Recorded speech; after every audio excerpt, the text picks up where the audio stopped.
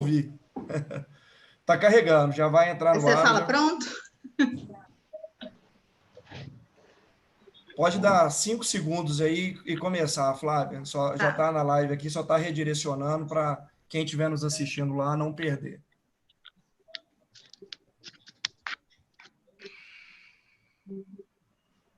Boa noite. Agradecemos a audiência dos que estão aqui conosco, acompanhando a segunda live promovida pela AMAT, tendo como temática o direito do trabalho e a Covid-19.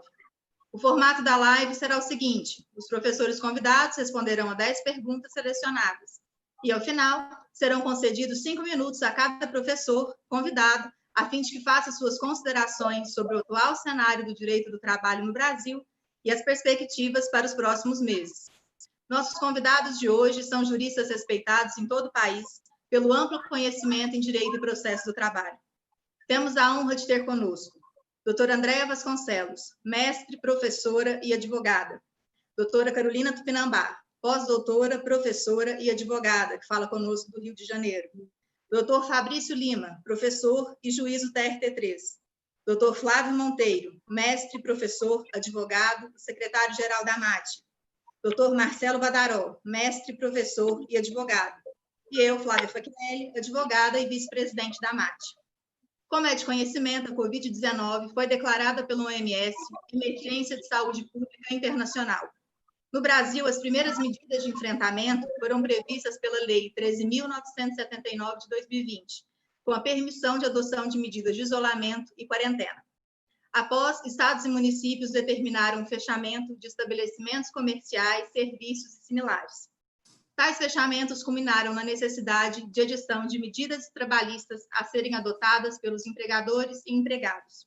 Dentre elas, em especial, as trazidas pelas medidas provisórias 927 e 936 de 2020, que, contudo, em razão de suas redações, por vezes sem informações relevantes para sua compreensão, tem causado dúvidas em empregadores, empregados e juristas.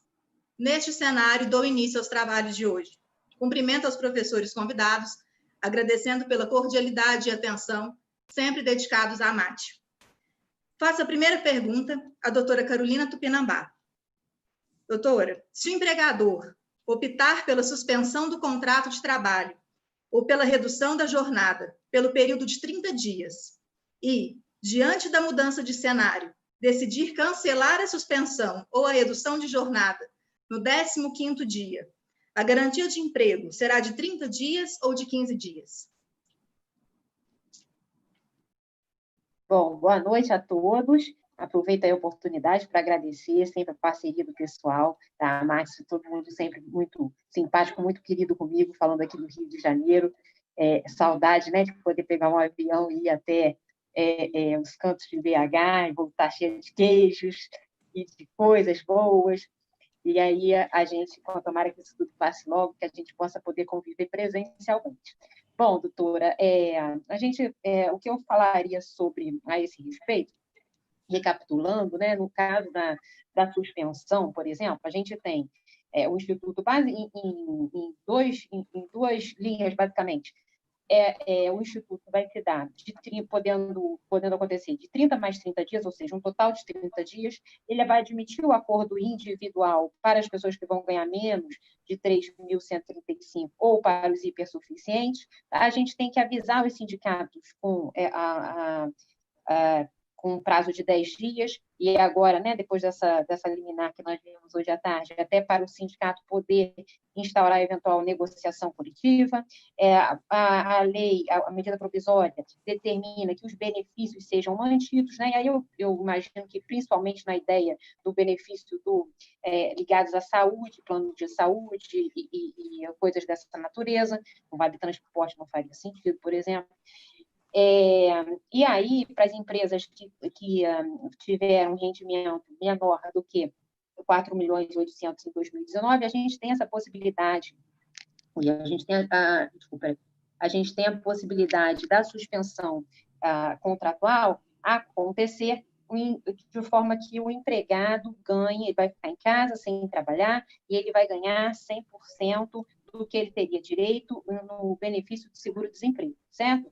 Já a redução, a gente vai falar numa duração de até 90 dias, manutenção do valor hora, 3 instamentos de 25%, 50%, 70% da redução. E aí, gente, de acordo com o que for combinado, o que o artigo 10 da medida provisória vai falar em relação à adoção desses dois institutos? Que o empregado vai ter a garantia do emprego pelo período equivalente ao acordado. Ou seja, se foi acordado X, mas foi vivenciado Y, o que a gente tem pela letra da lei, me parece que é até a interpretação mais favorável ao empregado, a manutenção do equivalente período acordado. Então, ele acordou 30 dias. Por uma eventualidade que, se Deus quiser, há de acontecer, e antecipe esse período, ainda assim me parece que, quando a lei falou do acordado, ela trouxe, né, a perspectiva de alguma segurança, porque, veja, é até inusitada essa garantia provisória que vem na medida provisória, em razão de que a gente pensa, se você for comparar com o parágrafo 3º, né, se não me engano, parágrafo 3º do artigo 611-A da CLT, você vai falar lá que é admitida a redução salarial por acordo com convenção coletiva e desde que haja essa contrapartida de garantia do emprego durante a vigência do instrumento coletivo. E aí a garantia no total, ou seja, se o sujeito for demitido, vai ter que ser indenizado 100% do que seria a duração daquele instrumento coletivo. Aqui, não. A garantia de emprego é muito mais flexível, muito mais suave. Então, se a gente ainda tiver uma interpretação condescendente, eu acho que vai ficar muito prejudicial em relação ao empregado. Então, me parece que a interpretação correta seria literal, ou seja, o equivalente ao período acordado e não vivenciado. Perfeito, doutora, obrigada. A segunda pergunta eu destino à doutora Andréa. Na aplicação da MP 936/2020, há limitação em relação ao contrato de trabalho do empregado atingido de redução salarial proporcional à jornada receber salário inferior ao mínimo? Bem, boa noite a todos, né? Como é minha primeira oportunidade de fala, eu queria agradecer imensamente a Cássia, né, através da iniciativa da MAT na sua pessoa, o Júlio, nosso advogado TI, a Flávia, que muito bem está conduzindo os trabalhos, e dizer que é um prazer estar com vocês, com o Marcelo, com o Flávio, doutor Fabrício e doutora Carolina. Bom, a resposta imediata é não, ou seja, não existe nenhum dos artigos da medida provisória que diz que o trabalhador possa receber menos do que um salário mínimo ou não possa receber menos que um salário mínimo. E aí, na hora que eu estava analisando essa questão, eu me deparei com o seguinte ponto, com o seguinte aspecto. Nós sabemos que a medida provisória ela não pode, de maneira alguma, contrariar a Constituição.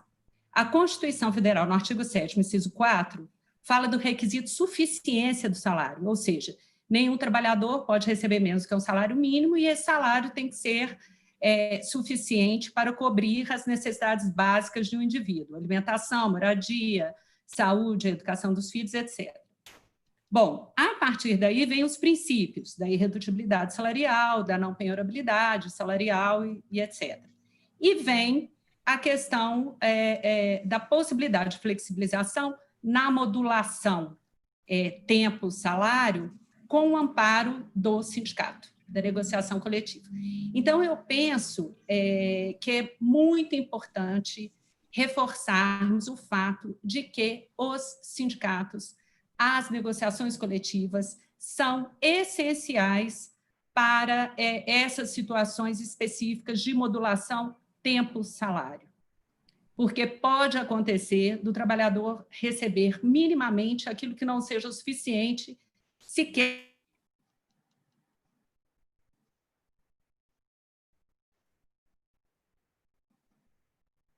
para a sua necessidade. E as ações da CLT, com essa possibilidade dos acordos individuais, né, eu acho que isso não é de agora.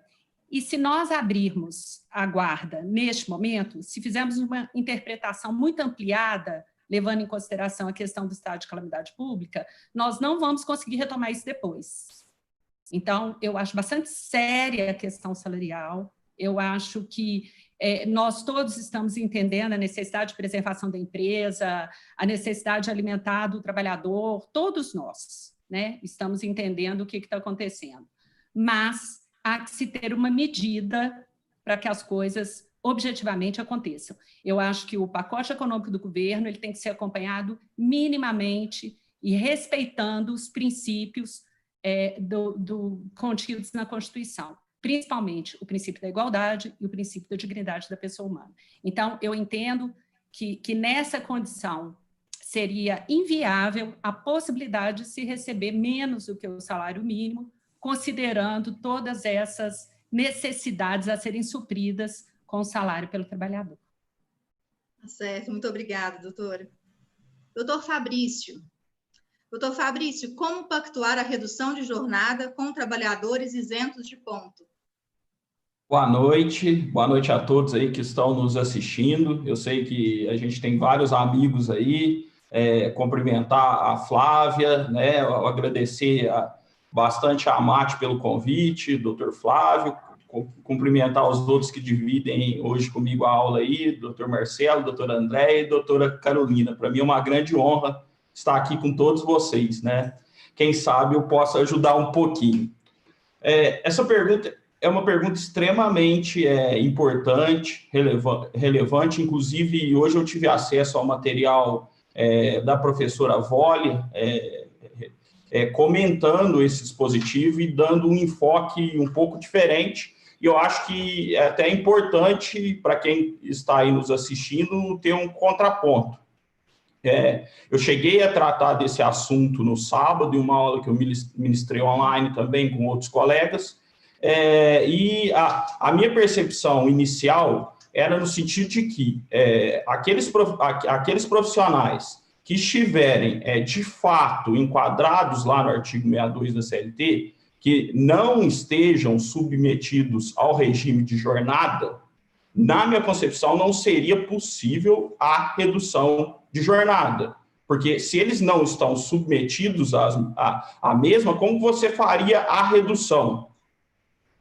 Esse já era um problema. Então vamos passar a fazer o controle agora, um gerente enquadrado lá no 62. Vamos fazer o controle dele para reduzir a jornada? Eu acho que isso não seria adequado e nem prudente que o fizesse, porque a gente sabe que a jurisprudência do TST é no sentido de que, se comprovado o controle de ponto, existe uma mitigação dos poderes, né? Então, ele teria efetiva confiança? Será que esse período que a gente vive agora justificaria esse controle? A mesma coisa são aqueles trabalhadores externos, que o artigo 62 ele estabelece que quando existe a incompatibilidade de controle de jornada. Então, se o controle da jornada é incompatível, como que eu vou fazer o controle? Então, justamente por isso, eles não são enquadrados no capítulo 3, que diz respeito à jornada de trabalho. E aí a gente tem o teletrabalhador. Né? O teletrabalhador, isso quando já veio a reforma trabalhista 3467, já foi objeto de algumas críticas, no sentido de que não é pelo simples fato da pessoa trabalhar em casa que ela não pode ser submetida ao controle de jornada. A gente sabe que os meios eletrônicos telemáticos podem ser úteis para o controle da jornada.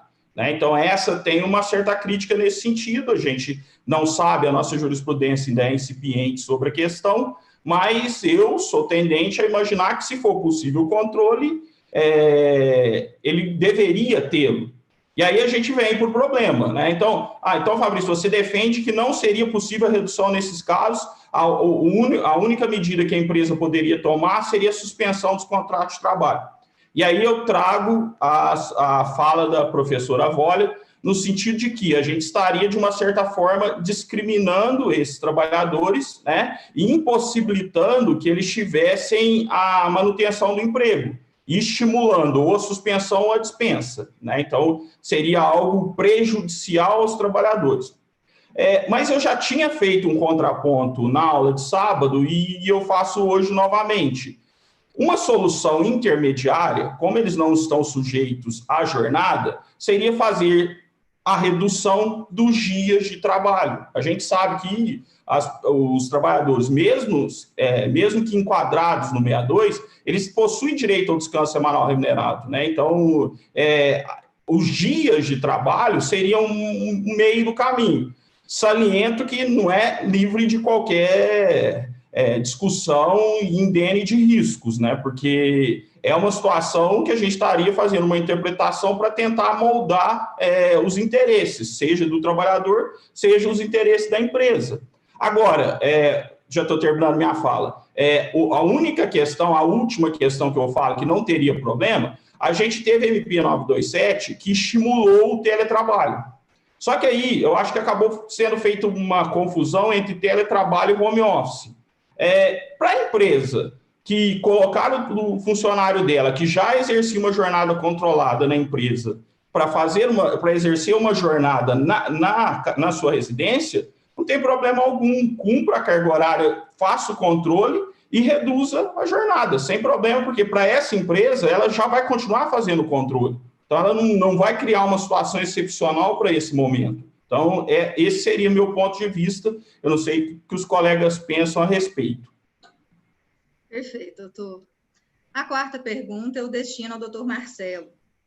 A MP 936 prevê pactuação por acordo individual escrito entre empregador e empregado, que será encaminhado ao empregado com antecedência de, no mínimo, 2 dias corridos.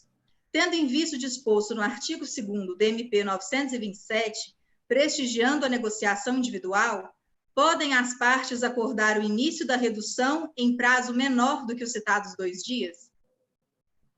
Boa noite, doutora Flávia. Boa noite a todos os participantes dessa bancada. Eu diria que não é um time, é uma seleção de feras aí para poder contribuir para essa discussão com relação a esse momento difícil que o país passa, que as relações jurídicas trabalhistas passam, e é fundamental esse tipo de debate para que a gente possa estabelecer os limites, entendendo que o momento é realmente de, pelo menos, talvez eu seja o mais velho da turma, de ineditismo em razão dessa questão da pandemia. E a doutora Carolina Tupinambá, rapidamente, tive a honra de trabalhar com ela em outros anos, ela citou a liminar agora do ministro Lewandowski, na de 6336, se eu não me engano, dando uma interpretação maior, um alargamento com relação ao acordo. É evidente que, em qualquer circunstância que nós avaliarmos o direito do trabalho, a participação dos sindicatos é fundamental, é indispensável. Seja em primeiro grau, sejam as federações, sejam as confederações. Nós precisamos sempre prestigiar essa participação, até porque ninguém mais do que essas entidades, com seus profissionais, para saber definir o que seja melhor para a categoria. Mas nessa sopa de leis, vamos chamar assim, se vocês me permitirem, esses prazos exíguos, você imaginar que você tenha que comunicar em 2 dias a alteração de um contrato, seja a suspensão ou a redução de jornada e de salário, é uma novidade que poucas pessoas talvez tivessem pensado. Então, se a norma, quem pode mais, pode menos. Então, eu entendo que, mesmo com essa ideia de prestigiar a negociação individual, e com essa decisão do ministro Lewandowski, a questão vai ficar um pouco dúbia. Mas o acordo individual ele é possível de ser feito nesse prazo inferior, e uma informação que eu tive um pouco antes da gente entrar nesse debate é que já existem registrados no Ministério da Economia mais de 7.000 acordos individuais de características diversas para utilizar os benefícios e as vantagens ou as possibilidades que a lei, as medidas provisórias estão dando, seja a 927, seja a 936, e agora nessa extensão. Eu entendo, a minha modesta visão, que é possível, sim, ser em prazo inferior aos 2 dias. Eu eu posso um pouco cogitar como é que vai ser a operacionalização disso. Mas, em razão do grande número que já temos em registro, eu não tenho dado aqui para passar, nesse segundo, já são mais de 7 mil, é uma novidade que parece que está dando uma efetividade qualquer. E torçamos todos para que isso realmente dê resultado, preserve o emprego, mas principalmente a saúde e o salário do trabalhador. Certo, obrigada, doutor. Bom, então, nós falamos algumas vezes acerca da decisão do ministro Ricardo Lewandowski, então eu vou jogar a bola para o meu velho amigo, doutor Flávio. Essa decisão, publicada há pouco, em decisão liminar, o ministro ele deferiu a liminar para dar interpretação conforme a Constituição ao parágrafo 4º do artigo 11 da MP 936/2020. Doutor Flávio, qual que é a sua análise acerca dessa decisão?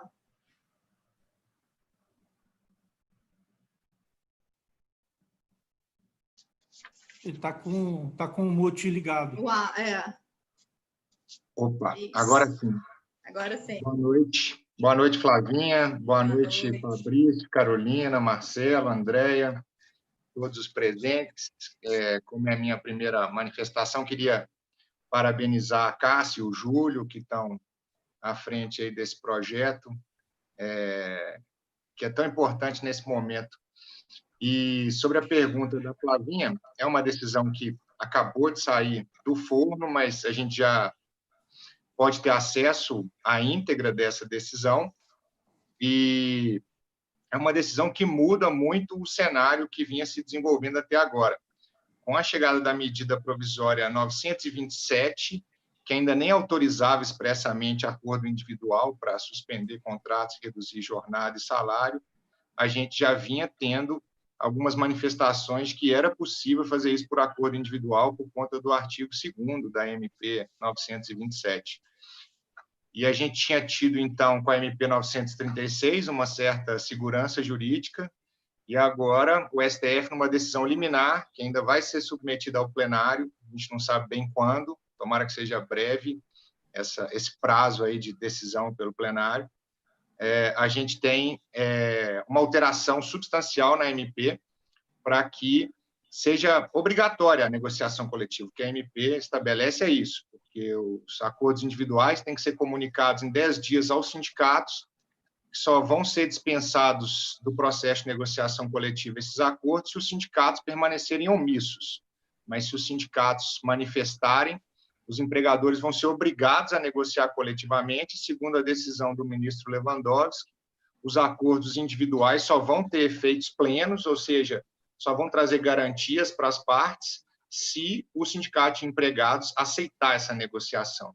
Então, eu vejo isso com preocupação, eu acredito que o momento é excepcional, sou advogado de sindicatos também, então sou a favor da valorização dos sindicatos, mas eu acho que, diante da realidade do mercado de trabalho, a gente tem um país em que a maior parte dos nossos empregadores são pequenos e médios empregadores, que, no meu sentir, nesse momento, estão muito sufocados aí pela crise. Em tempos comuns, eles já não têm acesso a um serviço de assessoria jurídica apto a fazer uma negociação coletiva com o sindicato, me parece que agora menos ainda.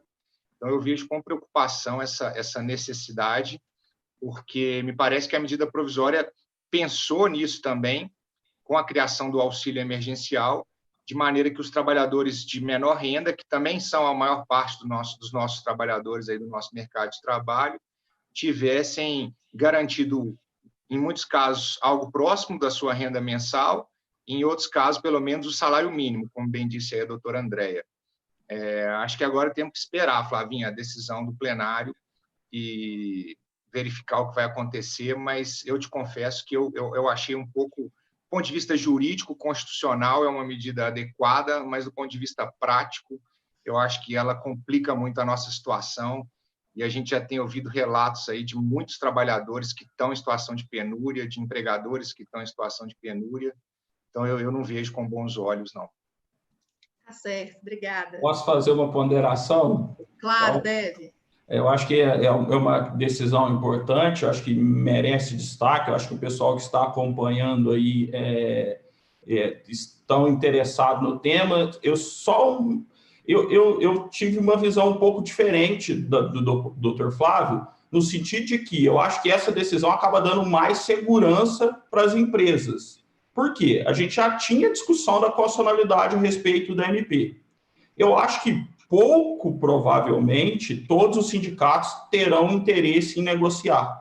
Eu acho que o transcurso dos 10 dias, na maior parte dos casos, posso estar enganado, ele vai passar e os acordos vão ser feitos de forma individual. Então, do meu ponto de vista, eu acho que vai postergar 10 dias, isso é um prejuízo, sim, mas eu acho que pode estar mitigando riscos futuros. Né? Então, eu acho, na minha concepção, foi uma decisão bastante adequada. Eu não sei aí como vai ser as negociações, que eu sei que tem muitas empresas tendo dificuldade, mas eu acho que, em razão dessa dificuldade, elas não vão existir em grande parte dos casos. Eu não sei, eu posso estar equivocado, né? No futuro a gente verá e saberá. Desculpa aí a minha interrupção. Ótima. Doutora Flávia, só uma informação, se você me permite também. Claro. A informação que eu obtive há pouco na internet é que o ministro Lewandowski deu a liminar de referendo do Pleno e parece que seria, ou será, dia 24 de abril. Ou seja, está um pouco distante. Era só esse registro com relação à data. Não, perfeito. Obrigada, doutor. Passo a 6ª pergunta para a doutora Carolina. Doutora Carolina, poderá ser adotada a redução de carga horária prevista na MP 936 e, concomitantemente, o banco de horas previsto na MP 927? Bom, Flávia, eu confesso que quando eu li a pergunta, eu achei assim, não pode. Aí depois eu fui ver direito, sinceramente. Eu acho que, não sei se os colegas vão concordar, mas eu achei até uma possibilidade interessante, porque a minha primeira interpretação foi o seguinte, né? Você vai reduzir o salário e a jornada. Aí essa redução, perdão, aí essa redução, ela vai, por exemplo, então eu reduzi 50% da minha jornada e do salário, tá? Esses 50% eu estava imaginando assim, que se queria colocar no sistema especial de compensação de jornada, ou seja, colocar no banco de horas. E aí, realmente, não poderia, você estaria ganhando dos dois lados. Mas aí, percebendo melhor a pergunta, existe uma possibilidade de ser feita no sentido inverso, ou seja, olha só, eu quero reduzir a jornada em 50%, ou seja, esse sujeito trabalhava 44 horas semanais. Vamos dizer que ele agora trabalhe 22 horas semanais, reduzir a jornada e reduzir o salário. Ele ganhava, se não tivesse salário mínimo, ele ganhava 1.000, passou a ganhar 500. Bom, então, metade do salário, metade da jornada. Só que, ainda assim, o serviço dele é um serviço inexequível de forma remota, por exemplo. E aí é o caso da moça que trabalha na limpeza lá do escritório. Eu não tenho como botar em home office. Já acabou o período das férias. Então, o que eu estava pensando, ou suspender, mas também seria interessante, de vez em quando, ir lá para fazer uma faxina, para ver as situações. E aí seria uma situação. E aí, o que eu poderia pensar? Olha, eu vou fazer a redução do salário com a jornada. E, ao invés de creditar 44 horas semanais num banco de horas, para depois você me pagar durante 18 meses, ou seja, 1 ano e meio, eu vou acreditar 22 horas semanais para você me pagar nesse 1 ano e meio, porque eu acho que pode ser mais factível. Então, para te falar a verdade, eu achei não só possível, como uma boa ideia. Eu não sei se os meus colegas concordam, porque eu estava com uma certa dificuldade em relação a isso. Quer dizer, as pessoas que não prestavam, né? Quando o cliente chega e fala assim, olha, eu não tenho como colocar em home office. Então, eu falava assim, bom, então faz isso, vamos acreditar 44 horas semanais, toda semana vamos colocar 44 no banco de horas. Vamos dizer que isso dure 10 semanas. Meu Deus do céu, são 440 horas que eu só vou poder exigir de 2 em 2. Tudo bem, é 1 ano e meio. Mas, puxa vida, eu acho que é realmente um assombro mental para as duas partes. Eu acho que essa combinação pode ser interessante, sim. Eu olhei num primeiro modo com preconceito, mas eu acho que pode ser uma solução para determinados módulos de relação de trabalho. É uma outra opção. Obrigada, doutora. A 7ª pergunta eu destino à doutora Andréa.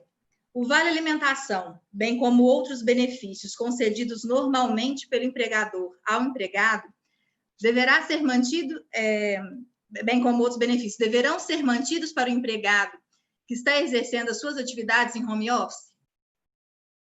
Bom, doutora Carolina, na introdução da primeira resposta, até já havia, né, traçado esse panorama e havia comentado que realmente os benefícios estão assegurados na medida provisória, mas nos resta avaliar quais os benefícios, né? Quais seriam esses benefícios? São benefícios porque foram estabelecidos entre empregado e empregador individualmente, ou porque tem previsão no instrumento coletivo. Então, a gente precisa verificar essa situação. Por exemplo, vale transporte. É óbvio que se o trabalhador está prestando serviço em casa e ele está realmente em isolamento social ou afastamento social, ele não vai ter necessidade do vale transporte. Mas a alimentação, por exemplo, né, que ele recebia pelo fato de almoçar próximo ao local de trabalho, ou porque usava aquele vale alimentação como moeda de troca para comprar alimento e levava a comida de casa, ele está se alimentando a partir do momento que ele está na sua residência prestando serviço, né? E eu não sei até que ponto, né, os instrumentos necessários à execução do trabalho que deixou de ser nas dependências do empregador e passa a ser agora nas dependências do empregado, não lhe está custando mais. E até que ponto isso está sendo suprido pelo empregador. Então, eu acho que a gente precisa avaliar quais são esses benefícios. Plano de saúde, não tenha dúvida. Agora, mais do que nunca, ele precisa do plano de saúde, né? Auxílio escola para o filho, plano odontológico. Tem algumas questões ali do 457, 458 da CLT, que com a reforma já foram excluídos da possibilidade de integrar o salário, mas outros não. São benefícios que acabam sendo agregados ao contrato de trabalho. Então, independente do trabalhador estar exercendo atividade na sua residência ou de estar exercendo atividade nas dependências do empregador, dependendo do benefício que ele recebe, inclusive foi um atrativo para ele ter sido colocado o currículo dele ou a mão de obra dele disponível. Então, acho que a gente tem que olhar com muita cautela, dentro da razoabilidade, os prejuízos, entre aspas, que o trabalhador está sofrendo em razão de estar desenvolvendo esse trabalho em casa. Até que ponto ele está economizando ou até que ponto ele está, na verdade, tendo uma despesa maior. Certo. Obrigada, doutora. Doutor Fabrício, 8ª pergunta para o senhor. Como saberemos se a empresa utilizou a linha de crédito para fins de reconhecimento da estabilidade do trabalhador? Bom, essa é uma pergunta relativamente simples de responder, de difícil solução.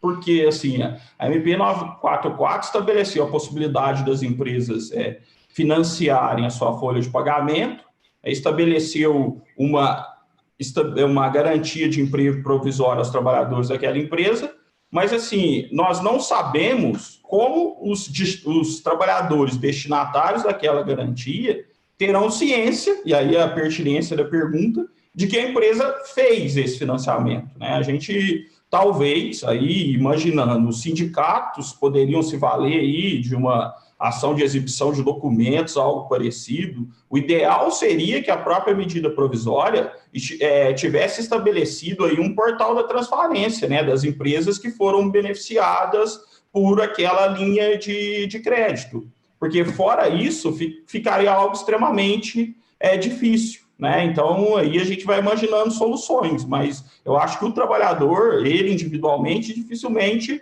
vai saber. Eu não sei como vai ser feito o pagamento, se o pagamento vai ser direto pela instituição financeira, talvez a fonte seja uma fonte identificada do valor que entrou, mas isso aí poderia ter sido melhor regulamentado. Mas a gente não pode criticar muitas das medidas que estão sendo tomadas, que elas precisam ser rápidas, né? As empresas estão aí, né? Os trabalhadores também estão passando por problemas, então pequenas adequações devem ser feitas. Igual tem uma outra questão relacionada à estabilidade, que eu não sei se os colegas perceberam, a MP 936, lá na hora que ela estabelece o período de garantia de emprego, ela trata das reduções acima de 70% e abaixo de 70%. 70% não tem previsão, né? Então, vocês podem olhar lá o dispositivo. Então, aí eu fiquei imaginando, o que a gente vai fazer, né? Indúbio pro mísero. Qual é a maior? A melhor é a de 100%, então deixa de 100%.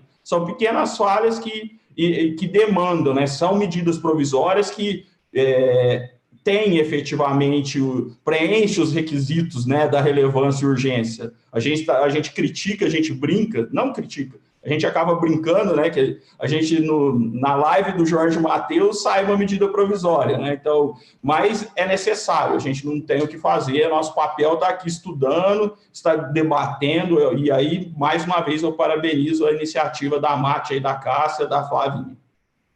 Obrigada, muito obrigada, doutor. Doutor Marcelo, quais são os benefícios que devem ser mantidos no período de suspensão do contrato de trabalho? Aí a gente volta na questão dos benefícios. A doutora Carolina falou sobre isso, o doutor André também, muito pertinente. Uma das mais importantes para mim, e independente do período que nós estamos discutindo, é a garantia provisória. Do tempo que do posterior, ele vai ter aquele período que ele fixou em acordo individual como garantia provisória no emprego. Então, eu acho que essa é a maior delas, e acho até porque não poderia ser diferente, né? Quem idealizou a medida provisória não podia pensar diferente. Mas a gente sabe que em que pese a suspensão do contrato, aqueles direitos previstos em acordo coletivo, em convenção coletiva, o doutor André até citou alguns, mas o Vale Alimentação, Cesta Básica, Plano de Saúde, que é principal nesse momento, e esses previstos em norma coletiva, e aqueles que, eventualmente, aí eu já estou ultrapassando um pouquinho a ideia, o que for fixado nos termos do 444 da CLT, no ajuste individual, com alguma espécie de direito específico. Não, vamos suspender, mas eu acho que pode ser mantido esse benefício. Pode ser uma contradição, mas eu penso que não é. E, principalmente, a questão do Vale Transporte, né? O empregado que efetivamente não tiver que se deslocar, evidentemente que esse benefício, né, não seria pago. Na minha visão, são esses. Mas o principal deles é a garantia em razão do período posterior ao acordo. Certo. Obrigada, doutor. Doutor Flávio, hospitais que atendem pacientes em tratamento por Covid-19 devem pagar insalubridade em grau máximo? Bom, Flavinha, eu acho que essa é uma discussão que a solução dela está no anexo 14 da NR15. O anexo 14 da NR15 separa os trabalhadores que têm direito à insalubridade em grau médio e grau máximo de acordo com o tipo de doença que eles lidam habitualmente. Então, trabalhadores que lidam habitualmente com doenças comuns e esporadicamente com doenças infecto-contagiosas recebem insalubridade em grau médio. E trabalhadores que lidam de maneira permanente com pacientes portadores de doenças infecto-contagiosas, insalubridade em grau máximo. Eu acredito que o COVID, ainda que não esteja na classificação, vai ser inserido aí na classificação das doenças infecto-contagiosas. Então, me parece que, num primeiro momento, a solução é essa, verificar o tipo de contato que o trabalhador vai ter com os pacientes portadores ou, no caso, aí, com COVID confirmado, né? A gente vai ter essa dificuldade também. E, a partir daí, verificar se esse contato for um contato permanente, ainda que não diário, o contato pode ser intermitente, mas se ele for esporádico ou eventual, porque os hospitais também eles têm especialidades diferentes. A gente tem hospitais que são especializados em doenças infecto-contagiosas e tem os chamados hospitais gerais. Mas é provável que, quando a pandemia estiver no seu estágio mais grave, todos os hospitais venham a ter que ficar lotados de pacientes de Covid-19. Existe um projeto de lei em andamento, mas ele está na Câmara dos Deputados ainda, que é o PL... Deixa eu consultar o número dele aqui. É o PL 744 de 2020, que quer estender a todos os trabalhadores da saúde, ele fala isso de maneira genérica, inclusive do setor privado, que atenderem Covid-19 a insalubridade em grau máximo. Mas ainda é um projeto de lei, então a gente sabe que tem muitos outros projetos aí tramitando.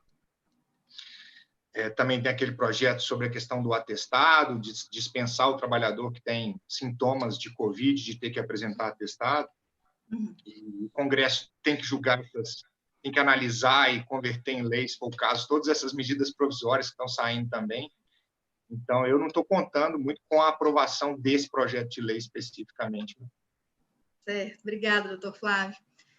O doutor Júlio Bahia, que está nos auxiliando em mais essa live, separou umas perguntas que foram feitas durante a nossa transmissão, e eu deixo à vontade para quem, enfim, se sentir apto a responder os questionamentos. Eu vou colocar o óculos, porque a letra está pequenininha. No caso de redução da jornada, o recolhimento do INSS será proporcional? Alguém apto a responder? Posso responder. Eu acho que vai observar a base de cálculo, que é a remuneração paga acreditada ao trabalhador. Inclusive, aí é importante destacar que na hipótese de suspensão, o trabalhador, se quiser, vai contribuir como contribuinte facultativo. Então, eu acho que, guardada a analogia aí pela interpretação, vai contribuir sobre o que efetivamente a empresa pagar, ressalvada a hipótese daquele auxílio do artigo 9º da MP, que tem natureza jurídica indenizatória, né? Então, aqui, sobre aquele valor que é um complemento, é importante que seja destacado para as empresas que assim o fizerem, que destaque que é o pagamento de natureza indenizatória para não haver nenhuma incidência. Certo. Uma pergunta da doutora Angélica Ferreira, nossa conselheira. Quanto à base de pagamento do programa emergencial para os que trabalham com remuneração variável, exemplo, comissão, qual o posicionamento quanto à constitucionalidade e ao princípio da isonomia? Alguém? A base de pagamento do programa emergencial para os que trabalham com remuneração variável. A gente está no momento de construção do conhecimento, né? Eu vou me arriscar a fazer uma ponderação. Posso? Sim. Claro, por favor. Eu li alguma coisa a respeito disso, agora eu estava aqui pensando objetivamente, em relação a se fazer a média das comissões recebidas por período, acho que do último ano ou nos últimos 6 meses. Vamos contar que o trabalhador ele foi contratado num período inferior a 12, então seria com base naquele tempo que ele trabalhou. Mas o que me ocorreu aqui agora, objetivamente, foi pensar que o comissionista puro, né, aquele que trabalha na base de comissão, se ele não conseguir o valor mínimo do piso ou do salário mínimo conforme a atividade dele, o empregador tem que complementar. Então, não sei, apenas eu estou me arriscando aqui numa sugestão, acho que nós estamos no debate. Sim, no debate. Né? Eu fico pensando que talvez fosse o caso de considerar o mínimo da categoria daquela pessoa, se não tiver uma regulamentação em relação a essa proporcionalidade de meses de comissão e tal, porque poderia causar até um prejuízo, né? Às vezes a pessoa ofere muito mais do que o piso, dependendo do tipo do ramo que ela atua, venda de veículos, alguma coisa nesse sentido. Então, é só uma pequena observação.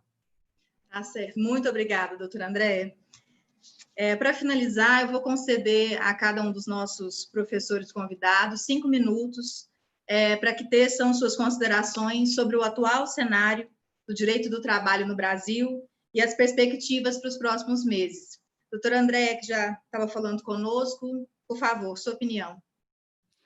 Bom, na verdade, eu tenho pensado muito, eu tenho lido muito, e eu acho que o direito do trabalho nunca foi tão valorizado, né? Eu acho que com a Constituição de 88, sem dúvida, né, com a elevação do direito do trabalho ao patamar de direito social, mas eu acho que nós estávamos numa outra discussão desde 2017, né, tentando ainda juntar os cacos, né, daquilo que foi mitigado pela reforma de 2017, mas entendendo também dessa questão econômica, né, da problemática aí do desenvolvimento do nosso país.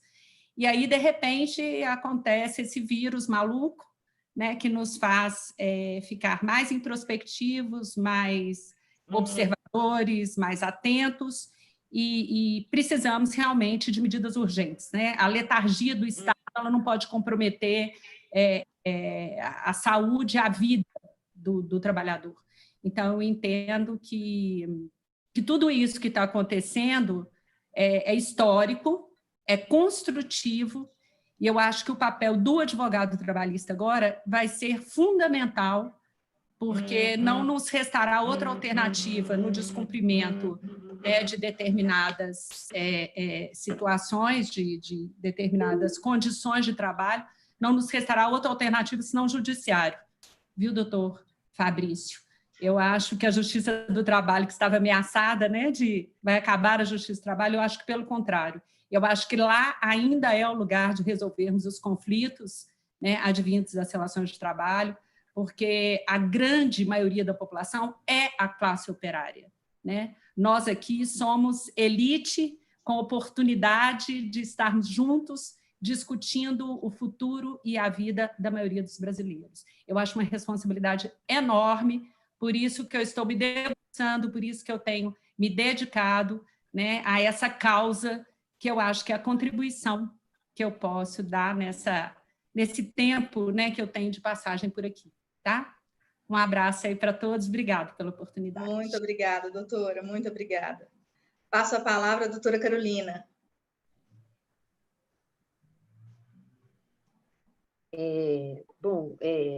Realmente as palavras da professora me fazem pensar, é mais ou menos no sentido que a gente tem refletido, né? Eu acho que isso tudo, essa experiência toda, ela acaba implicando uma ressignificação das bases do direito do trabalho, de tudo que se acreditava, né? Nunca se imaginou que a gente pudesse estar discutindo sem nem tanta energia em torno da constitucionalidade, mas de como salvar, quer dizer, imaginar acordos individuais, autônomos, para reduzir salário, né?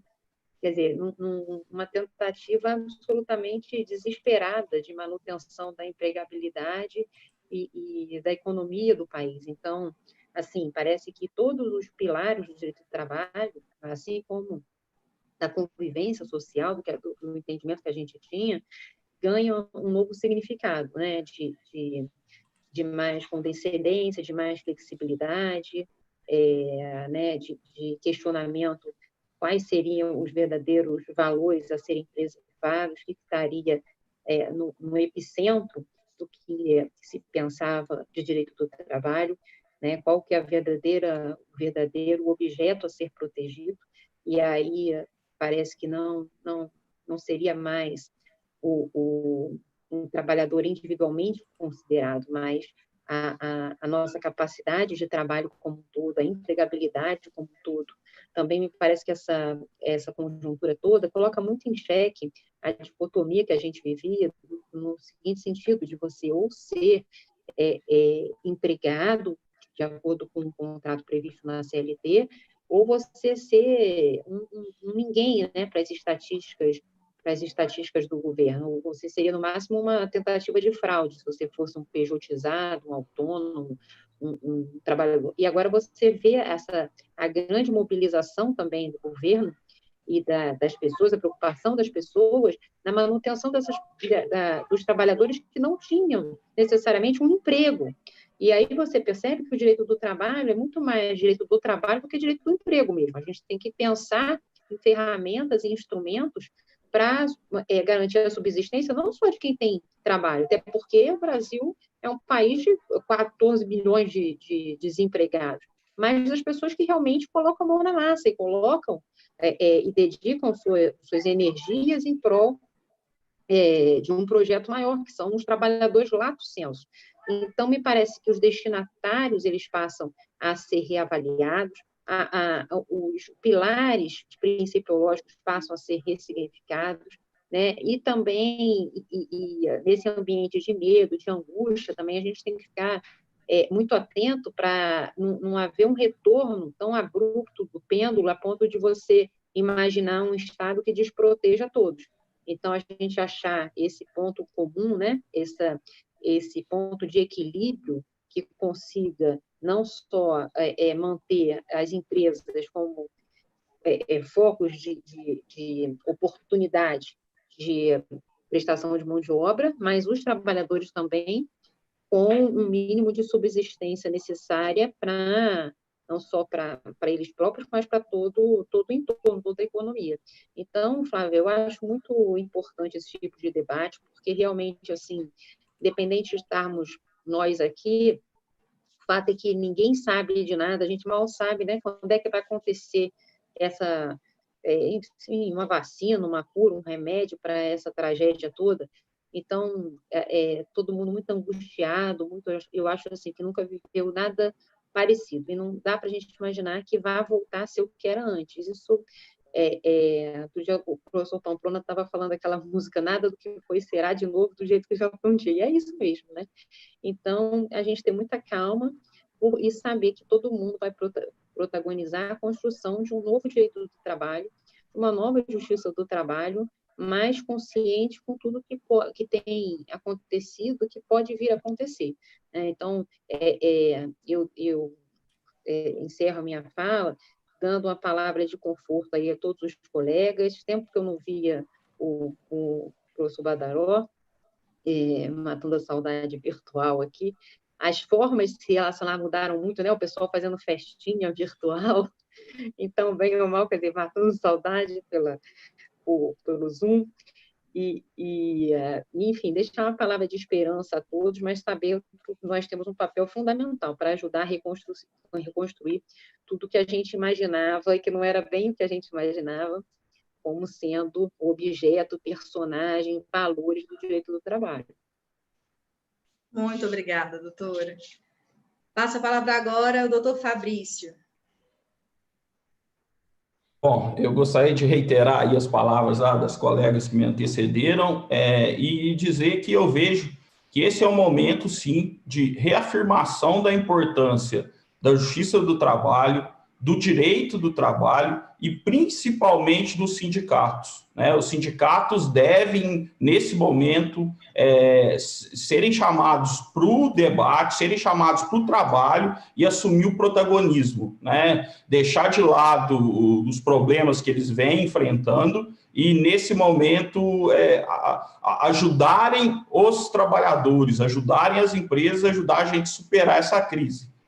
Além disso, eu gostaria de parabenizar também os colegas magistrados, os colegas procuradores do trabalho, que têm direcionado valores aí de uma monta bem interessante para ajudar no combate, para ajudar no tratamento. Eu acho que esse é uma situação que acaba demonstrando e valorizando as nossas instituições, né? E também relembrar que esse é um momento também bem interessante para a advocacia trabalhista, né? Assumindo aí o papel da consultoria, né? Porque os advogados trabalhistas, eu já fui advogado, sempre eram considerados aqueles que só queriam saber de briga, só queriam processar, não, né? Esse momento a gente acaba verificando como é importante a consultoria, a formação, o estudo, para poder ajudar a se encontrar soluções ou interpretações que gerem menos riscos ou que possam auxiliar os clientes de quem presta essa atividade. E eu finalizo a minha fala aqui com, na verdade, 2 convites, né? O primeiro é que eu, o professor Yuri Pinheiro e o professor Hamilton Júnior de Manaus, nós estamos fazendo um e-book sobre MP, está faltando só a edição. Amanhã deve estar disponível gratuitamente. Para quem não me acompanha, é só entrar lá no perfil do Instagram, professor Fabrício Lima, que a gente vai colocar o link lá para download.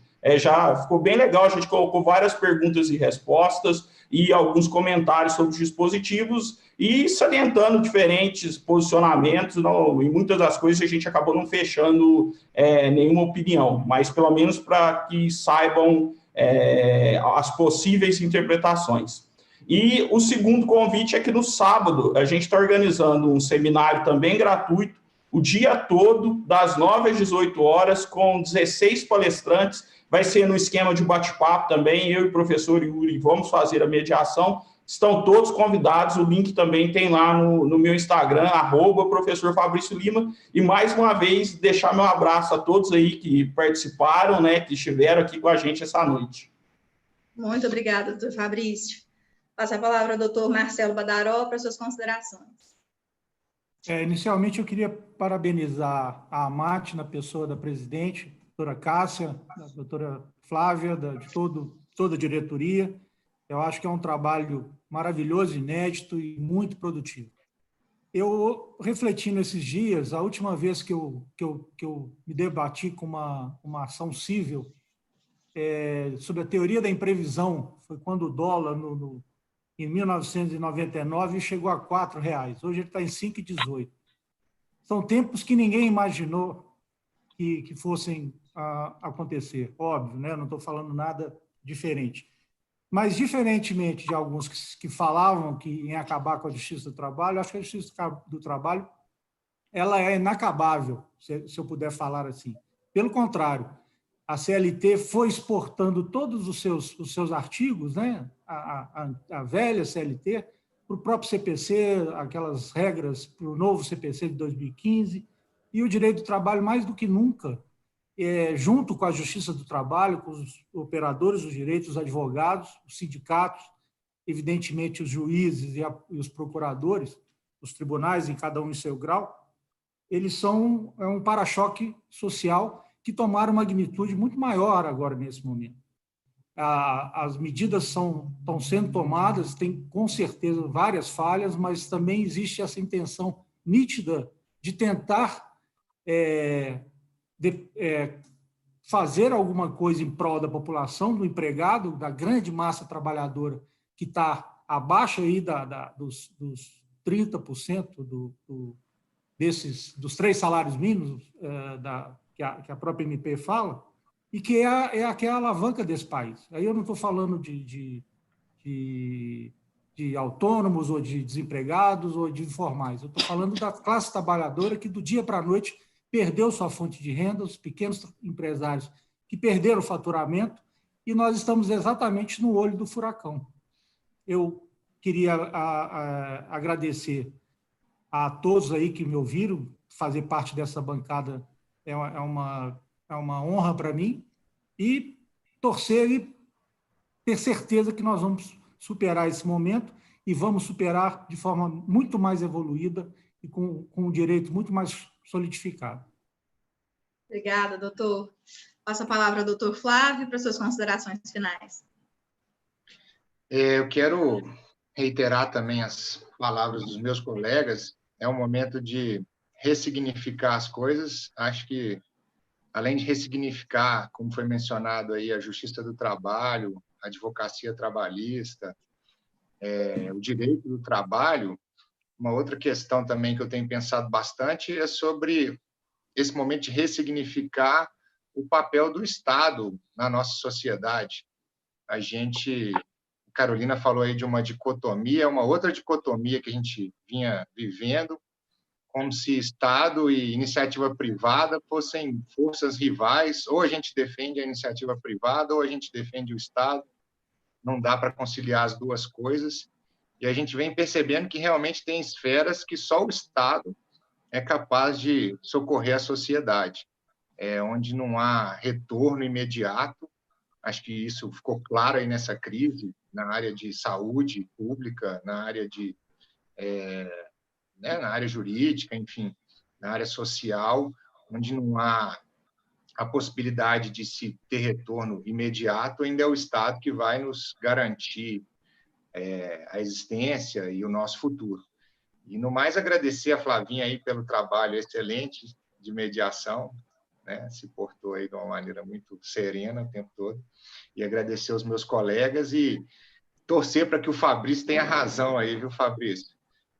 Gostei da sua colocação e, sinceramente, torço para que ela seja correta. Obrigado. Obrigada a todos. Agradeço a Cássia, minha amiga, nossa amiga doutora Cássia, ao Júlio Bahia, que nos deu todo o suporte para que nós pudéssemos fazer mais essa transmissão. Agradeço aos professores que estiveram aqui conosco e dividiram seus conhecimentos com todos que puderam estar aqui hoje também acompanhando essa transmissão, certos de que esse compartilhamento do conhecimento faz bem a todos nós. Então, em breve será divulgada outra live da AMAT, e fico aqui o meu abraço a todos com o nosso agradecimento. Até logo.